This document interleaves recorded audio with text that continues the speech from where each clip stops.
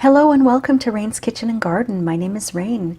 Today I'm going to show you how to make these delicious buttermilk biscuits.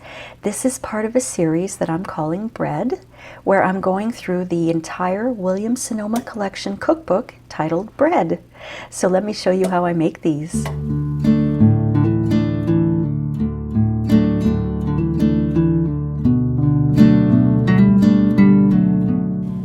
The first thing that I did was I preheated my oven to 425 degrees Fahrenheit, that's 220 Celsius or gas mark 7, and I lined a few baking sheets with parchment paper. I'm going to be using my KitchenAid food processor for this recipe. You don't need a food processor, but I do have one, and so I'm going to follow the recipe and use it. I only got my food processor about a year ago. Before that, I used to make all of my pastry doughs and all of certain recipes that required a food processor. I used to do it all by hand. You could use a pastry cutter like this one. Or what I used to do was I put on some latex gloves and I'll show you. I put my hand in a claw and I mixed around like that to sort of mimic what a food processor would do. You know, I don't think hundreds of years ago our wise woman foremothers used to have appliances such as KitchenAid food processors and mixers, so I'm pretty sure they probably still made biscuits. So it's definitely doable to do this by hand, so don't let that intimidate you from trying a recipe. So into the food processor, I'm going to put all of my dry ingredients. I have 1.5 cups here of all-purpose flour. That's about 235 grams. I also have some cake flour, 1.5 cups of cake flour. That's 185 grams. Cake flour is a lot lighter.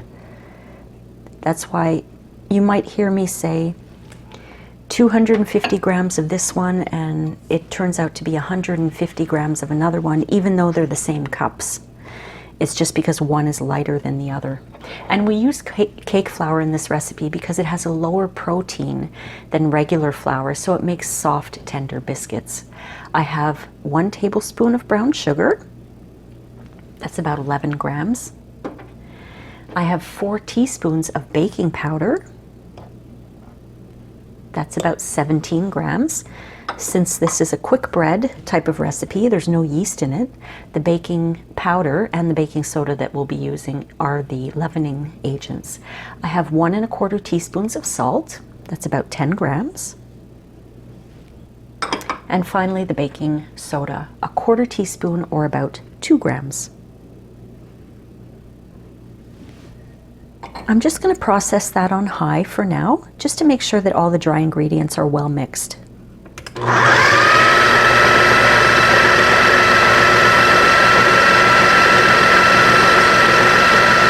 The next step is to add some cold unsalted butter that you've cut into pieces.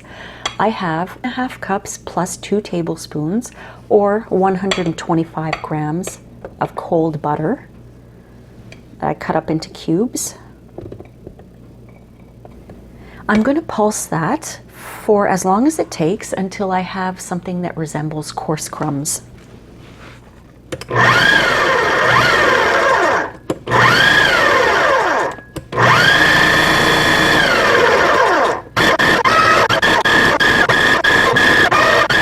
The last ingredient is buttermilk, and I have it chilled. It was in the fridge, and we want the buttermilk to be cold. I just have a few notes on buttermilk here. If you have buttermilk and you pour it and there are little clumps in it and you can mix it up and it dissolves, that's okay. If you have buttermilk that has huge clumps in it, like sour milk, it's probably no good. If you don't have access to buttermilk, you can make your own. For this recipe, we need 1 cup of buttermilk. So what you can do is take your measuring cup and put in 1 tablespoon of either vinegar, white vinegar, or lemon juice, and then fill it up with milk to make 1 cup. You can use whole milk or 2% when you make your own buttermilk. I think whole milk would be better. And then you just mix it up, leave it for 5 minutes, and there you have your buttermilk substitute. And where I used to live before, I could not get buttermilk, so that's how I made buttermilk all the time, and it worked perfectly. So I'm going to add the entire cup of buttermilk to my batter, to my dry ingredients and butter. all at once.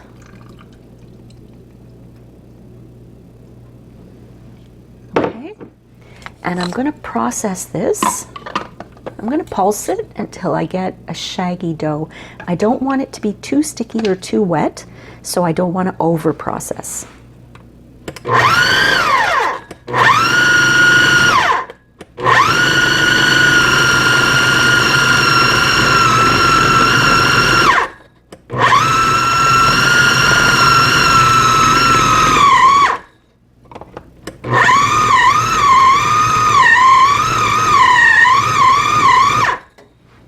Okay, that looks about right. I've sprinkled my work surface here with a little bit of cake flour, and I'm going to turn my dough out onto my work surface. Remember, it's sticky. And we've got the blade in there, so I'm going to have to remove that. I'm just going to scrape everything down, make sure I get all of that batter out.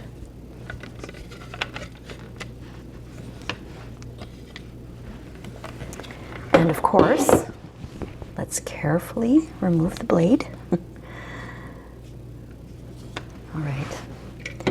And I have a little bit more cake flour that I'm just going to put on my hands and on the top.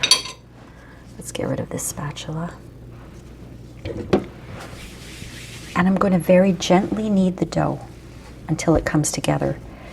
We're not kneading this dough like it was a yeast bread. We're just kneading it so that it all comes together. Really just a few times. There we go. Now I'm going to press down the dough, trying to get it off my fingers. I want to press it down into a rectangle that's about 1.5 inches thick. That's 4 centimeters, and I do have my handy dandy kitchen ruler here, so I'm thinking 1.5 inches. We're almost already at 1.5 inches here. And it doesn't have to be a perfect rectangle, you know, you don't have to shape it in like this. Let me move this up so you can see it. There we go. So I'm just going to measure. That's about 1.5 inches. So now what we're going to do is we're going to fold it in 3, like an envelope. All right, I'm going to turn it over and I'm going to press it down again, but this time I want it to be about 1 inch thick, or 2.5 centimeters. There's a little piece of butter there that didn't get processed.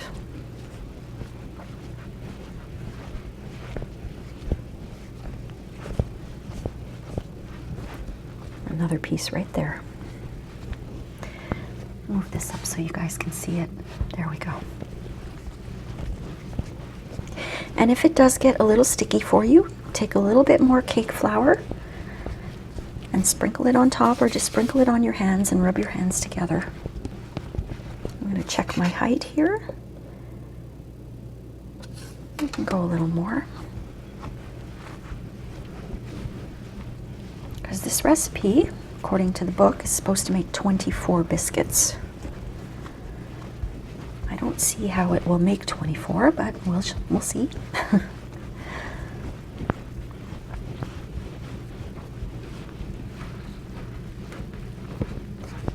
Let's see.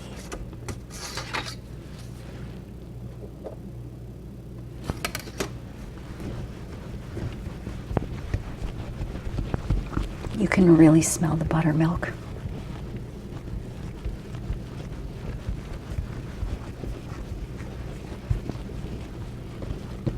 All right, I think that's okay. So now what we're going to do is we're going to cut the biscuits. Now the original recipe calls for a 2.5 inch or 6 centimeter diameter biscuit cutter. I don't have an official biscuit cutter, but I do have these round cookie cutters. So I'm going to look for one that's about 2.5 centimeters. 2.5 inches, sorry, or 6 centimeters. Not that one, that one's 3. That one's 2.5, just a little over 2.5, so this one will work. So I'm going to cut out my biscuits as close as possible. And the cookbook says not to twist, just press down. So that's what I'm doing. That was funny. Made a little noise there. Let's see if I can do that again. Oh, I'm not supposed to twist. Old habits, you know.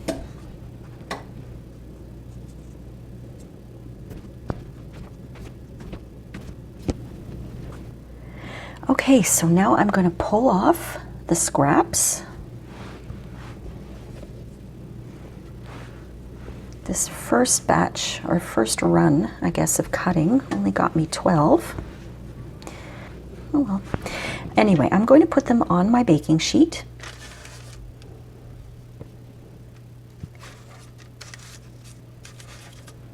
I'm going to see if I can fit them all. I have small baking sheets here, but they should be about 1 inch apart, just so they don't run into each other. So if I have to do several batches, I will. Now I wanted to show you something. I have this little spatula here. That works well if they start to stick, which this one did. So just off camera here, I'm putting my biscuits on my pan.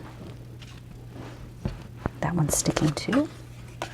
Just do a quick motion so that you don't squish it.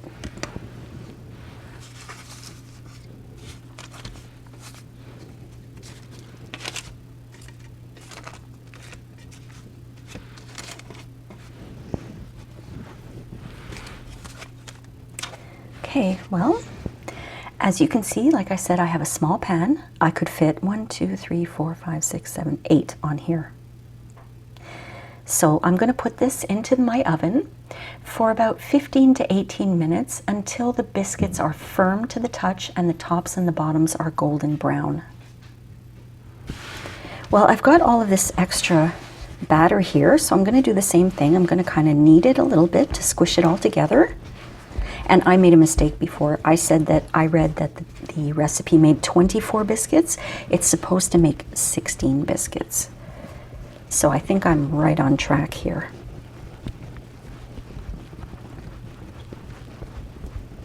Doing the same thing, I'm just gonna push it out until it's about 1 inch thick. And I want to get at least 4 more from the scraps.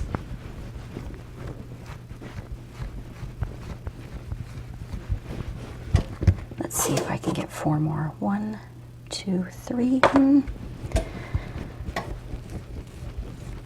maybe 4. Let's see.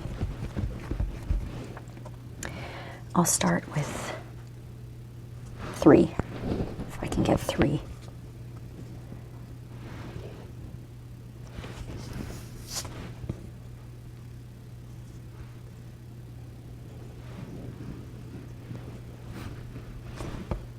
I think I can get another one with these scraps.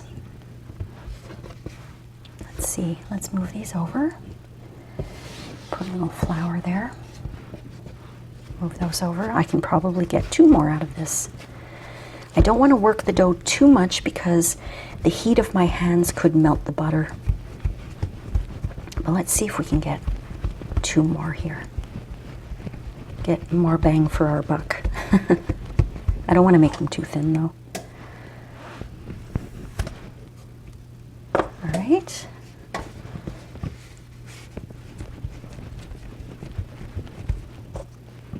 There we go. I got 17.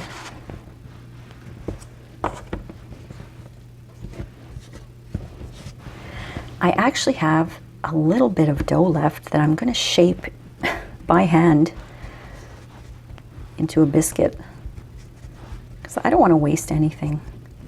So that means I got 18 out of this recipe. My biscuits are baked. The house smells delicious and these are very good. I got 18 biscuits out of this recipe. There are 2 missing already. Had to try them. They're really nice. They're crunchy on the outside and they're nice and soft in the middle.